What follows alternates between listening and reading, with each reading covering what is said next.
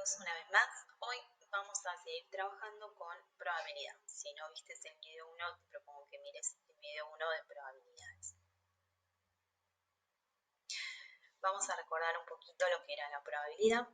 Hablamos de experimentos aleatorios cuando no podemos anticipar cuál va a ser el resultado, es decir, aquellos sucesos que dependen pura y exclusivamente del azar, de la suerte. El espacio muestral es el conjunto formado por todos los resultados posibles de un experimento aleatorio y cada resultado se denomina suceso. En matemática se asigna un número a la probabilidad de que ocurra un suceso. Ese número puede estar comprendido entre 0 y 1, puede ser 0 o puede ser 1. Que sea 0 significa que no existe la probabilidad de que ese suceso ocurra. Por ejemplo, si decimos al tirar un solo dado, obtener el número 7. La probabilidad es 0 porque los dados tienen los números del 1 al 6. O podemos decir también cuál es la probabilidad de que al tirar un dado salga un número entre 1 y 6.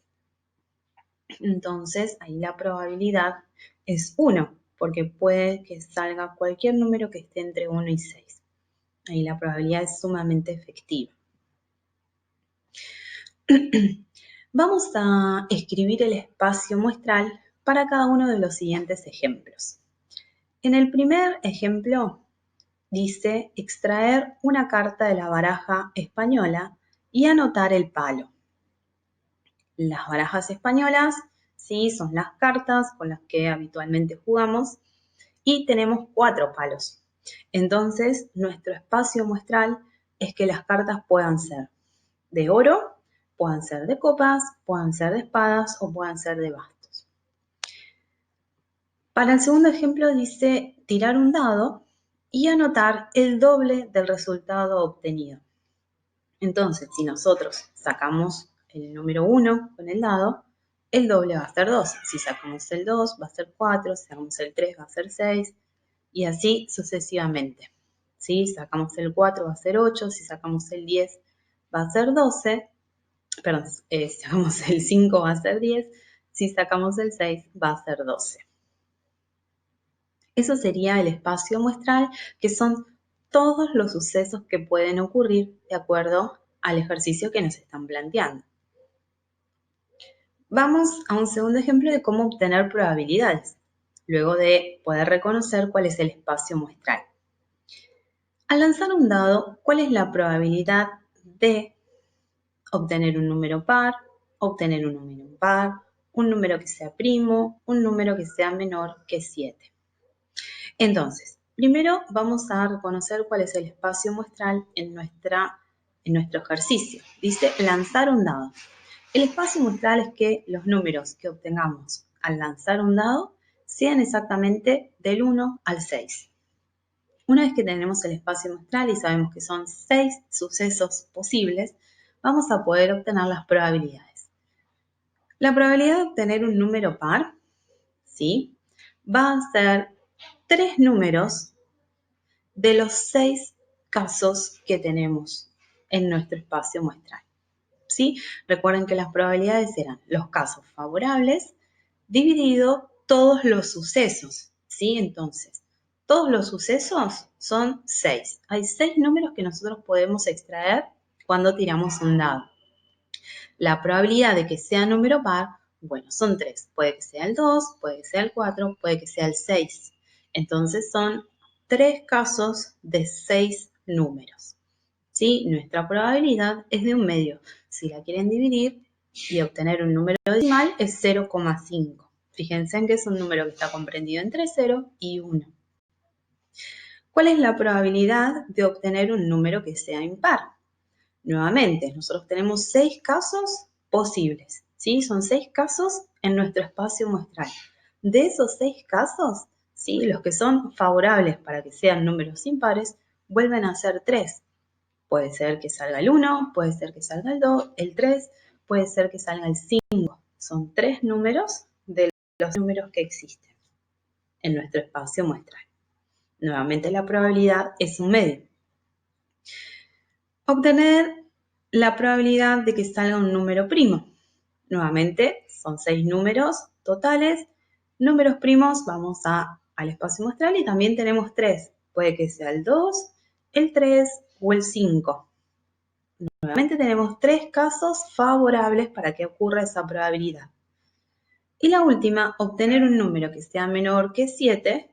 De los 6 casos que tenemos como sucesos, puede que cualquier número que salga, o sea, los 6 números que salgan, sean menores a 7. Por lo tanto, acá la probabilidad es absoluta. Nos dio 1.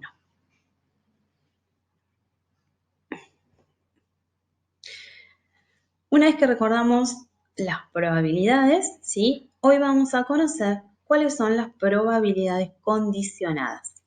Existen 3 maneras de probabilidades condicionadas. Es cuando pasa un suceso y después queremos que pase otra cosa. Bien, o sea, queremos que pasen 2 sucesos, ¿sí? En la misma jugada. Entonces, puede que tengamos la opción con reposición, sin reposición o que sean sucesos excluyentes. Que sean con reposición significa que una vez realizada la primera extracción, se devuelve, ¿sí? Eso que nosotros sacamos del juego, lo volvemos a poner en el juego para realizar otra vez, ¿sí? Esa extracción. En este caso, los 2 sucesos son independientes porque la probabilidad de que ocurra la segunda parte no depende de que ocurra el primero. Bien, en este caso las probabilidades se van a multiplicar. Cuando hablamos sin reposición, estamos haciendo todo lo contrario de con reposición. Una vez que nosotros sacamos un número de un juego, ¿sí? Cuando sacamos algo de un juego, no lo volvemos a poner para que vuelva a estar en el juego, sino que ya nos quedamos con menos cantidad, ¿sí? De sucesos para que pueda ocurrir la segunda probabilidad. En este caso es una probabilidad que es condicionada, ¿sí? Porque la probabilidad de que salga la segunda sí o sí depende de que ocurra lo primero.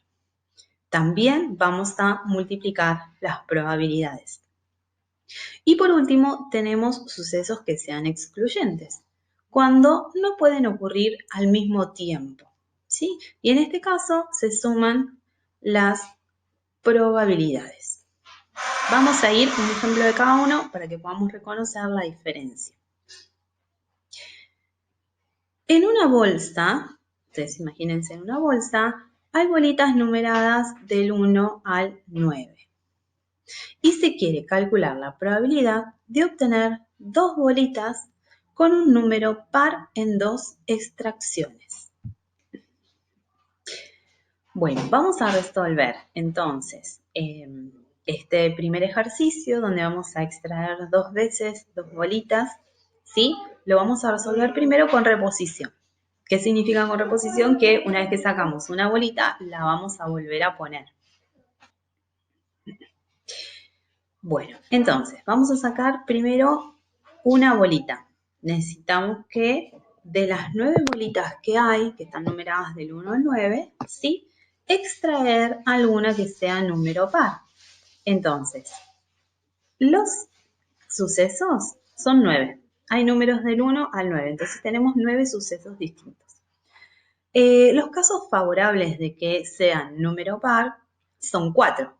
¿Sí? Dentro de estos 9 números hay 4 que son números pares. Pueden ser el 2, el 4, el 6 y el 8. ¿Sí? Son 4. Entonces, nuestra primera probabilidad es que sean 4 de los 9 casos. Volvemos a poner esa bolita que sacamos. Y vamos a hacer una segunda extracción. Ahora vamos a sacar otra bolita. Para la segunda extracción también queremos que sea par. Entonces, nuevamente, como teníamos las 9 bolitas, ¿sí? Iniciales, otra vez tenemos 4 posibilidades de poder extraer bolita número par. Por lo tanto, nuestra segunda probabilidad vuelve a ser 4 novenos. Entonces, la probabilidad final de que ocurran estas 2 cosas, ¿sí? De que saquemos una vez y sea número par, saquemos una segunda vez y también sea número par, ¿sí? Es la multiplicación de esas dos extracciones. En este caso va a ser 4 novenos por 4 novenos y obtenemos la probabilidad final que es 16 sobre 81. ¿Sí? Expresado como número decimal es 0,19. Fíjense en que vuelve a ser un número entre 0 y 1.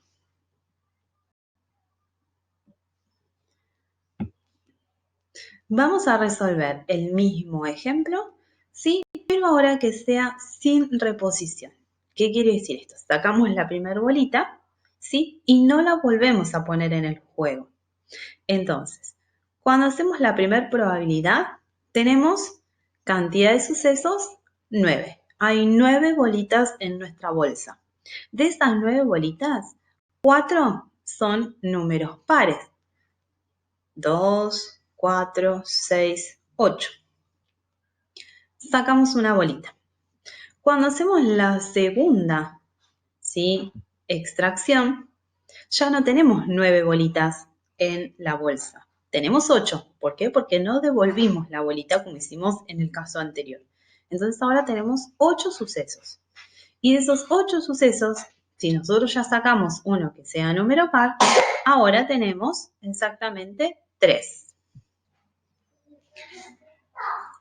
Bien, entonces la probabilidad ahora son 3 posibilidades de las 8 bolitas que hay en la bolsa. Nuevamente, para esta opción, volvemos a multiplicar las probabilidades. Entonces, multiplicamos la probabilidad de la primera extracción, que era 4 novenos, por la probabilidad de la segunda extracción, que es 3 octavos. Al resolver la cuenta, eso nos da una probabilidad de 0,17. Bueno, y por último, tenemos la posibilidad de que los sucesos sean excluyentes, ¿sí? Entonces, en esta bolsa que teníamos bolitas numeradas del 1 al 9, ahora queremos calcular la probabilidad de que salga un número que sea menor a 4 o que sea mayor a 7. Ven acá los sucesos, puede que ocurra una cosa o que ocurra otra cosa. Por eso se dice que son excluyentes, ¿sí? Ocurre una o ocurre la otra. No es como con reposición o sin reposición, que sí o sí tienen que ocurrir las dos cosas al mismo tiempo. Entonces, la probabilidad de que sea un número menor a 4 de las 9 bolitas son 3. Puede que salga el 1, el 2 o el 3. Y la probabilidad de que sea mayor a 7, ¿sí? De las 9 bolitas, es que sean nada más que 2. Pueden ser el 8 y el 9. Acá las probabilidades no se multiplican, sino que se suman.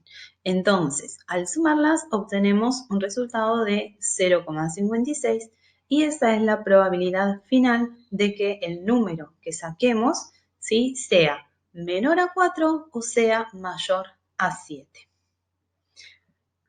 Bueno, de esta manera, ¿sí? Vamos a terminar nuestra parte, ¿sí? De probabilidades condicionadas. Entonces, tenemos que sean probabilidades sin reposición o sin reposición, ¿sí?